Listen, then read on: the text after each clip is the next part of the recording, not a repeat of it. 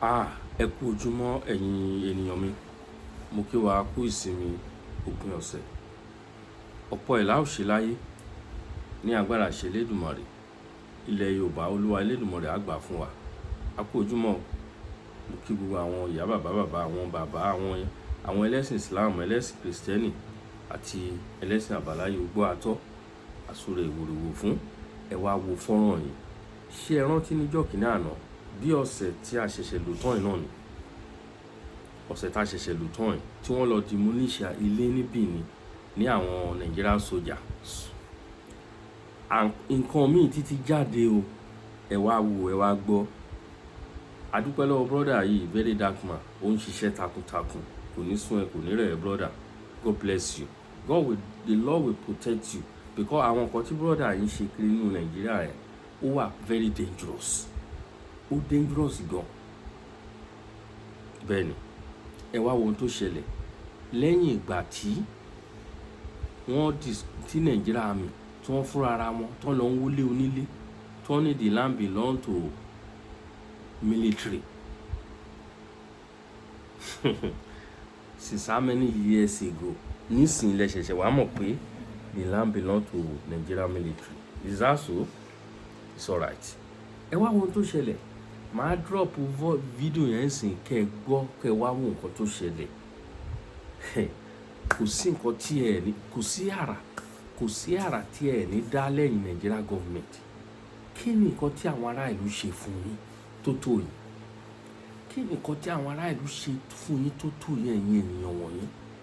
Wàhálà yìí ti ń pọ̀ jù lọ́tùn lósì.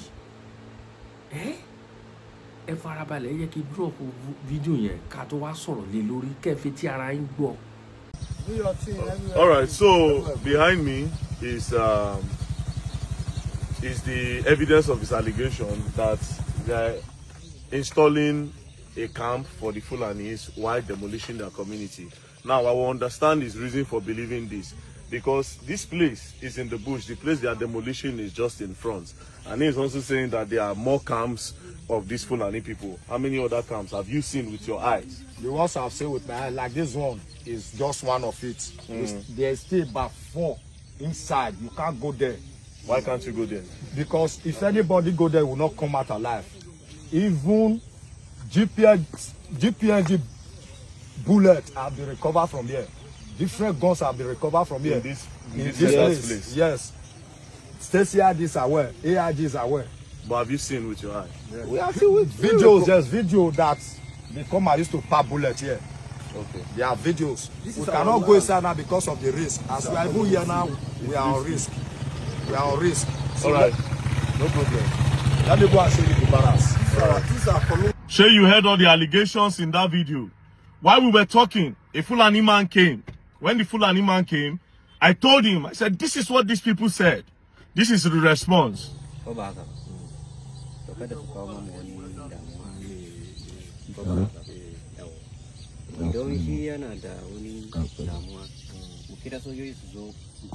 So this man, they tell me something. In the tell me talk, say, you see this place, say, now give, they give them. Say, and also, this now the Fulani man they in charge of here. He say, and also, if the community no want them, say, when they just tell them they go. You understand? Who ask whether the community is aware, whether how the entire year, whether the community is aware. Wait. I also highlight, say, they see some equipment for here, some guns and all that. He say that's not true. Say, but if you get proof, let them come with anybody, let them come check the place. Videos everything there. The congestion with full vigilante with police. They don't call park some bullets, everything here. The video there, Stacy is aware. The police are aware. Follow, you understand? So all these are the people. They are bringing to our community, driving us away from our own community. Who give them here? Okay. You will not, you don't expect him to agree to it.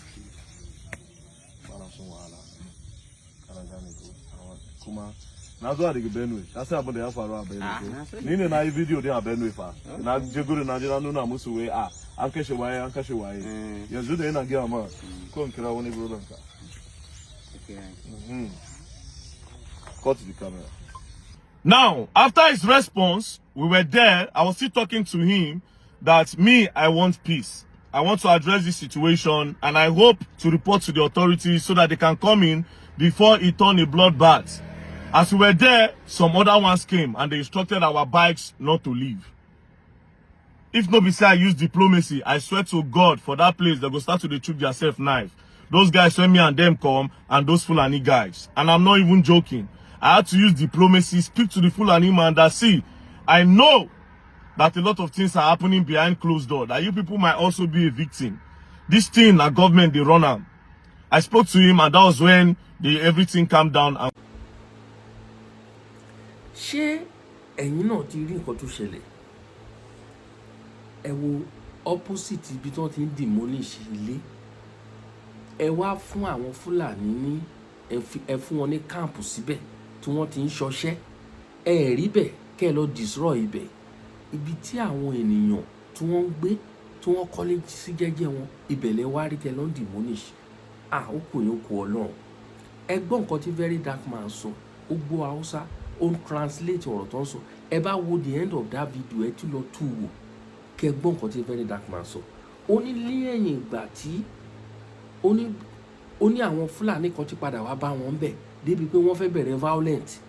Ó ní tí bá ń ṣe pé diplomatic tó ń lò ní ó ní wọ́n bá yọ ọ̀bẹ kó dìbò bẹ́ẹ̀ wọ́n bẹ̀rẹ̀ sí ń gúnra wọn lọ́bẹ ní orí ilẹ̀ wa.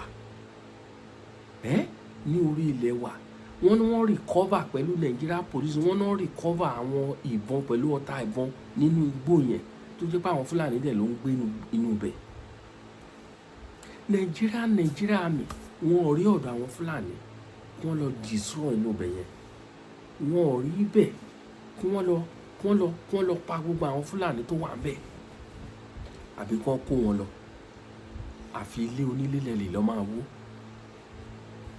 Bàbá Bọ́lá Ahmed Tinubu, ẹ jọ̀ọ́ ẹ wá ṣàlàyé o irú ẹ̀ṣẹ̀ tí a ṣẹ̀ gan, the exactly offence tí àwọn Nàìjíríà tó wọ́n ṣẹ̀ yín. Ẹ máa wá explain fún wa o. Torí nígbà tẹ́yìn wọ bẹ̀ ń sìn ó yẹ kí nǹkan ti change ní ìwòye tí ojú táwa fi ń wò nǹkan. Ó yẹ kí gbogbo wàhálà ó yẹ kó ti lòdù lọ́mú mi níbi tí nǹkan dé ń sìn, ṣùgbọ́n ó túbọ̀ ń gbòòrò sí i. Àwọn ẹlẹ́ni kọ́lé wọn jẹ́jẹ́ wọn, wọ́n gbélé wọn, ẹ lọ ń destroy ilé wọn. Ẹ wo àwọn Fúlàní bó ṣe ń ṣe, wọ́n yan fanda. Ìlú Bùní tó yẹ kó wọn tí ẹ gbàgbàkúgbà. Ẹ wá wo agbára tẹ́ ẹ gbé fún Fúlàní lórí àwọn ará ìlú ní ìlú Benin ní Edo State.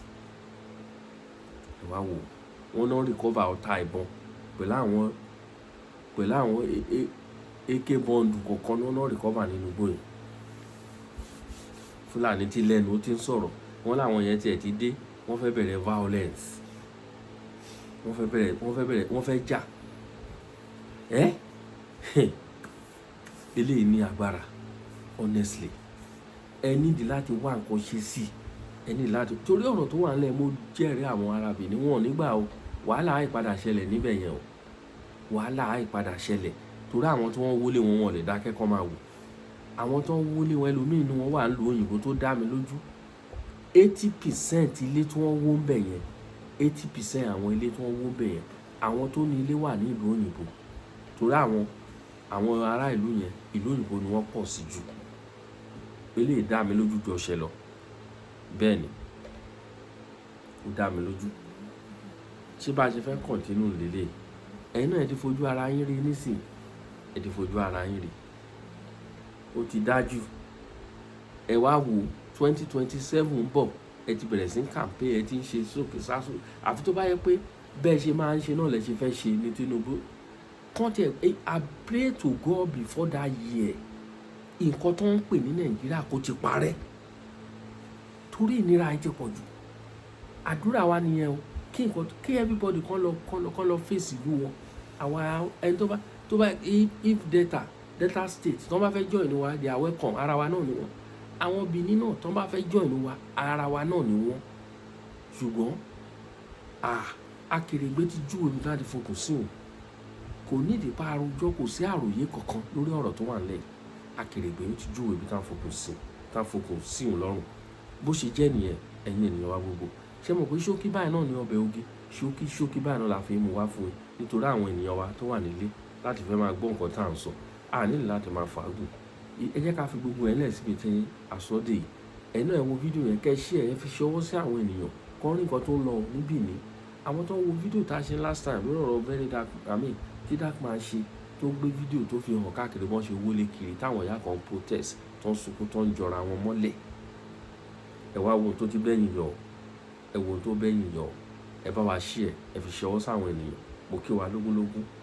Ẹ jẹ́ ká lọ sí ilé Olúwa o, ká lọ ṣe àdúrà. Ẹ ṣàdúrà sílẹ̀ Yorùbá. Ọlọ́run á dẹ̀ gbọ́ àdúrà yín náà. Ẹ ṣeun gan, èmi ọmọ yín ọ̀rẹ́ yín Àkàlàmàgbò TV, ẹyẹ méjì ò ń jàṣà. Thank you all.